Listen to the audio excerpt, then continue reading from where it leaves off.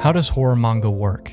Yes, one could say dark and creepy images and leave it there, but this Warhammer hobby isn't going to pay itself. Ever since the video on PTSD Radio, I've gone out of my way to venture into horror when it comes to manga. In a way, one could argue it's the same as a book, but I think that isn't entirely true, since I would argue that imagination comes far more into play when there are only words on the page, and not images that bring whatever terrors the author comes up with into visual reality. Terror made by still images. In a way, manga can be seen as limited in its ability to evoke the feeling of anxiousness, tension, anticipation, and fear in comparison to an animated work, a TV series, or more specifically a film. Video games are also a great way to convey horror since the level of immersion in comparison to the other things listed. Being able to manipulate sound and timing plays a huge factor into the feeling of a moment. The filmmaker or the developers decide how loud a jump scare is, how visceral to make the sounds of pain and terror, how long to draw out a quiet moment while your eyes jump all over the screen to see if you can spot what's wrong before the main character can. These are all tools that aren't afforded to manga at all, or at least not in the same ways. So the goal of this video is to put into words how manga is effective in creating horror. In order to find some commonalities and make better observations, I called up one of my artist friends, and we spent a few hours going over what it is that makes horror manga work from an artist's perspective. He was an instrumental help in pointing out things that I don't quite have the insight for yet, so make sure to check him out. His links will be in the description below.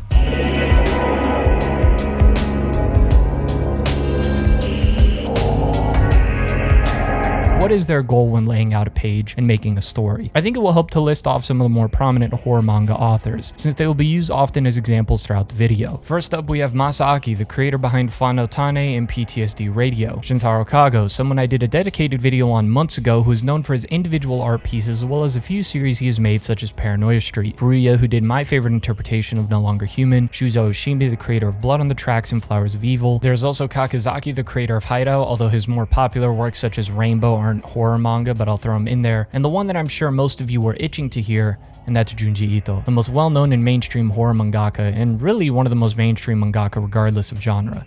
Tomie, Uzumaki, Hellstar Remina. I'm sure that if that didn't ring a bell, some of these panels should have done the trick. I mentioned earlier how manga doesn't have the same liberties of using timing to its advantage. The ability to make you look at something for as long as you are meant to the point of making you feel uneasy. However, manga can replicate that by offering a structure and by laying out the pages in a way that makes it hard to put down. One of the most underrated aspects of creating a manga is the structure. Before we look at the imagery on the page, we have to look at how it's laid out. The paneling. How many panels are on a page, the size of each panel, and how they are structured to create a reading flow is essential to a reading experience in manga or comics, and is often something I bring up when discussing an action manga, since it's key that the reader can follow and feel the momentum you're trying to create. Shots that are given emphasis to give the illusion of greater impact. This can get messy to examine since each author has their own style, but if there's something in common that was noticed in regards to horror manga, is that there is usually a very simple rectangular panel layout. Seriously, with a few exceptions such as Shintaro Kago's manga, where the premise is legit people's lives following them like manga panels, the rule seems to be to keep it simple. Allow for an easy flow from shot to shot. This often can be a buildup of multiple shots, or what you usually see in that is a shot reaction back and forth, something seen often in dialogue, but Masaaki makes use of this heavily in his works,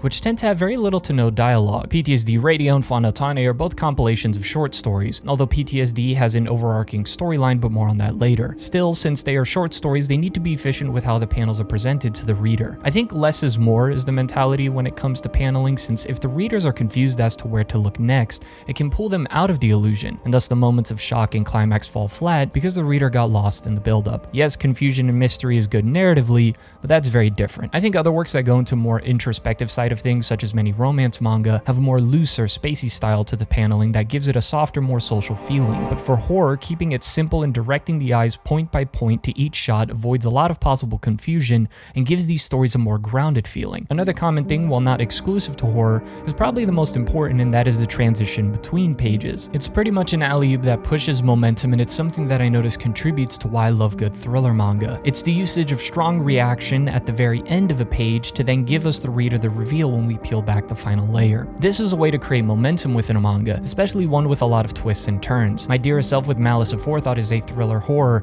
and uses this a lot to keep you turning the pages. Like, I've read a lot of other manga manga where I somewhat notice it, but you really feel it in that series specifically. We are then met with some of the more memorable shots from whatever horror manga it is, and if the author has done a good enough job of pulling and pushing you with the buildup of the previous panels and pages, then these images will stay with you even after you've put the volume down. A lot of the reveal shots seem to usually be over the shoulder or POV shots as well, as seen with Junji and Oshimi, making you feel like you were present in the story. There is a very cinematic feel that horror manga tend to give off, and it would make sense since I'm sure films inspired many of these authors' works. In fact, I believe Junji Ito himself said he was a fan of the Alien movies. Choosing when to show the reader something and when to make the scene feel like it's moving faster than your eyes can keep up with has so much to do with the borders that surround the images that often goes unnoticed. I do want to say, however, that there are exceptions, like with every video I do going into an overall look into a trope or character role or genre. No Longer Human has more of the paneling I described earlier that most horror manga stay away from. A social manga that turns into a nightmare-like presentation, but I think that's because of the other genres No Longer Human falls under. It's a psychological horror with lots of romance as well,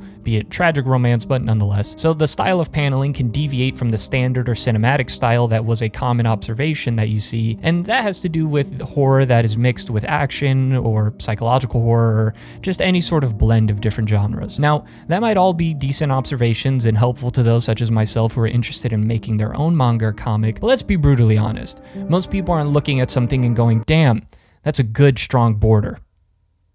Well, I'm sure some do, just not in this context. Plus, we addressed how manga can create a feeling of timing and momentum in its own way, but how does it make up for sound? How does it draw our eyes to what's going on in the scene and create that feeling that we are going to witness something we can't unsee? I want to quickly address the issue of sound first, since I'm sure you're all familiar with the phrase images you can hear. Not to imply that this is a one-for-one substitute for how vital sound design really is, but for setting the scene, an author will overemphasize certain environmental elements in order to make you quote-unquote hear them. Be it rain, insects, the sound of a screech that then your imagination can conjure up. I think this often works in settings, unless they are allowed, post-apocalyptic zombie stories often take place within very isolated and empty settings, although a lot of post-apocalyptic zombie stories tend to have a lot of empty settings as well. And so these moments where we get a shot of these sound cues, our mind is making a note of it. But sometimes the opposite works just as well, if not even more, and that is leaving the backgrounds feeling hollow and without sound. An empty street, an abandoned home or school,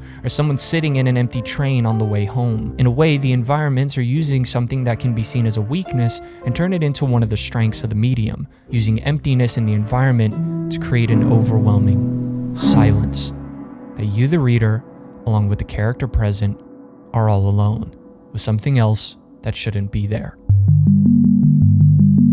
At times, the environment play a huge factor into setting the stage that make us feel trapped with whoever or whatever occupies that space with the characters we follow, and therefore what is occupying space with us. Admittedly, this is something that varies a lot more given author style, as well as story premise, but the attention to the setting and at times the emptiness or even deterioration of said setting will do the heavy lifting of the scene subtly. Mundane, day-to-day town just like the ones you and I live in, or areas we might encounter, slowly suffering from the abnormal, or until eventually the abnormal is all that remains. So an author can create environments and focus on the details that are usually not given attention to in order to make us take notice and create the illusion of sound, or simply use the emptiness and lack of sound to create tension, to create fear. But what about the shot in question when it isn't just a background? More often than not, the main focus of what we really look at are the people or the creatures, the unsightly beasts in the scenes. What is given importance to the main focus on these panels on a broad scope that can be seen throughout all of the different works. Visually, eyes are one of, if not the most important feature on the human face.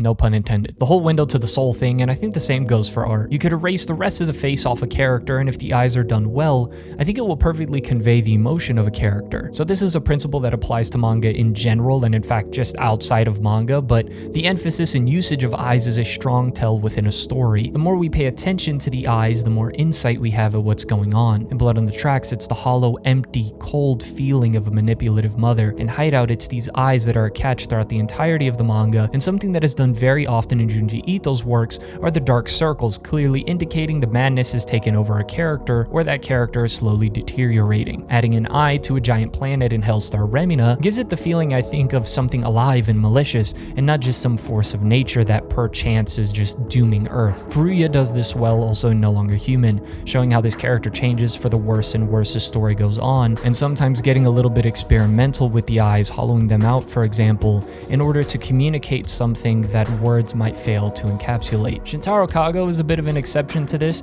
as he seems to focus on the distortion of the rest of the body while keeping the eyes simple. However, when eyes are emphasized, it's a rather easy thing to use and stand out in dark environments, or his shadow-like creature that jumps out at the reader while looking at the page. The contrast of a character at the start of the story and at the end can often be seen in just the eyes. I would also like to really make note of how cinematic style of paneling really works when focusing on the eyes of the character, zooming into that and focusing on where they're looking and how they feel and react simply by looking at the eyes. And if the characters are saying nothing, then you feel even more a part of the story as you piece things together for yourself. If I may give a non-horror example of this in film, The Godfather 2 is a really good study of simply paying attention to where the characters are looking. So I think the movie style of paneling is to effectively direct arguably the most important element of a character panel by panel, making us pay attention to the eyes.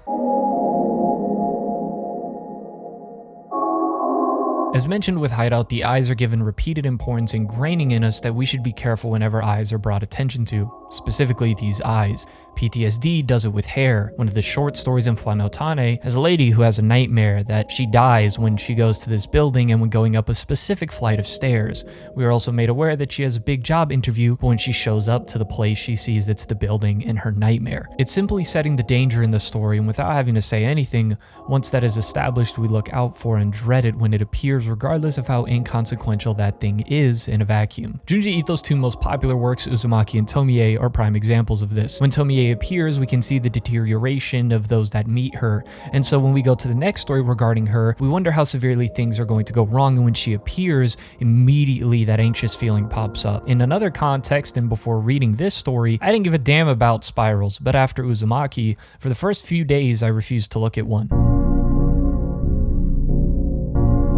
Given all of the elements mentioned so far, there are a few authors that were brought up in the discussion that aren't quote-unquote horror authors, but have strong horror elements or a blend of horror and something else in their story from a visual presentation and conceptual standpoint. But what concepts make horror effective, it will be in the upcoming segment. Some of the authors shouldn't be too hard for you to guess, as this one definitely counts, but I don't know if people often bring him up as a horror author, so I'll just throw him out there. Hideo Yamamoto, who created what is considered a psychological horror in Homunculus and Ichi the Killer, a straight-up BDSM gore manga. A little further away, now getting into the category I was actually trying to talk about, we have Miura and Samura, the minds behind Berserk and Blade of the Immortal, one delving into supernatural horror and the other one more grounded violence. And then there are others such as Fujimoto from Chainsaw Man, Kyu Hayashida behind Dorohedoro and Die Dark, and Sakamoto with Innocent that has some very strong horror elements, and DCRL Midnight Children, a new horror manga. So with the exception of Hideo Yamamoto, who I'll pretty much classify as a horror author at this point, these are all authors with very heavy horror elements in their works that all have a different style in presentation. And then thriller masterminds such as Urasawa were very capable of implementing fear into the reader. One author that was brought up that some might be hesitant to hear me say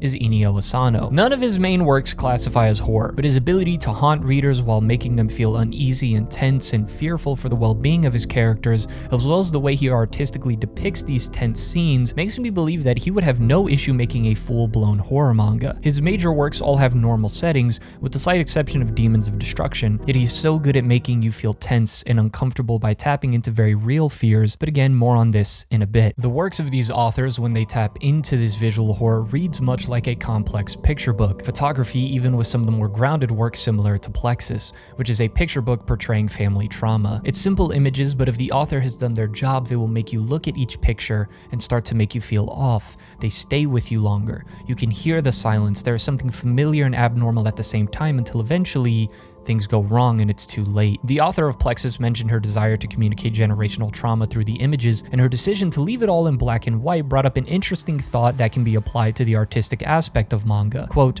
Removing color means removing a distraction and emphasizing patterns and structures. This is all before addressing the writing premises and concepts, but flipping through these images puts your fight or flight response in tension with one another as if your mind was being ripped in half on what to do. These are nothing more than the illustrations of an overworked man in Japan, but when you look at them, it's like you're in a car with your friend driving. You see a red light down the road, and when he should be slowing down, he doesn't, and you get closer and closer into the red light, and now cars are crossing and he still hasn't slowed down. You know very well it won't be a pleasant result if things continue. The outcome is out of your hands, and you are only allowed to feel the rush of anxiety as you helplessly watch.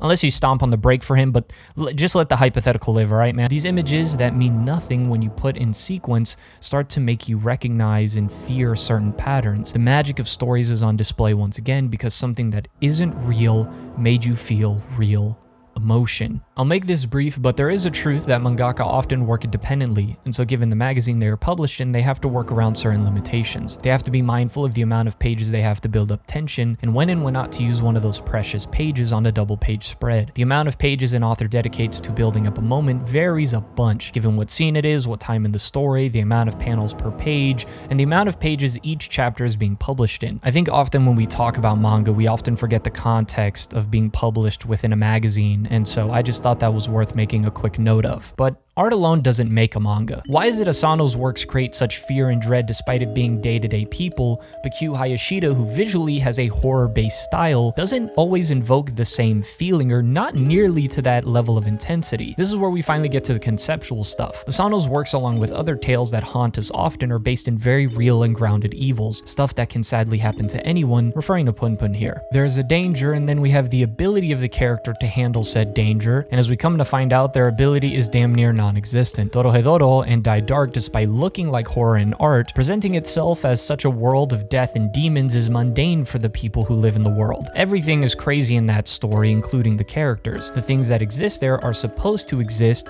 and therefore are stripped of their malicious nature for the most part. In most horror stories, we have a character that serves as a voice of reason, be it the main character or a side character, but from their POV, they see something that is clearly wrong. There is something that shouldn't be happening or shouldn't exist here that now does. The point that I'm scribbling around is that there is a clear indication that whatever it is poses a threat far too great for the characters we follow. Once again, setting off our fight or flight response in comparison to more action-based stories where the characters are better equipped to fight back. There isn't that immediate feeling of doom that is then made permanent, and the character or characters make note of their vulnerability. It is evident in their body language, and oftentimes they will notice something when others don't, or also come to the realization that action is needed far too late. Oftentimes, they share the same limitations that we, the reader, do, mortal and unaware of what's going on. A lot of the intrigue in a horror story is the mystery, the fear of dealing with something we don't understand. Some stories choose to reveal the secret behind the threat, and that is a huge make or break, since you need something that will stay with the reader and terrify them even when they understand what they're dealing with. Admittedly, that's super subjective, since we don't all share the same fears and the same environmental context that might make certain stories feel more invasive to our real day-to-day schedule. Some stories choose to pervert what is familiar or sacred to us. Once again, blood on the tracks with a mother,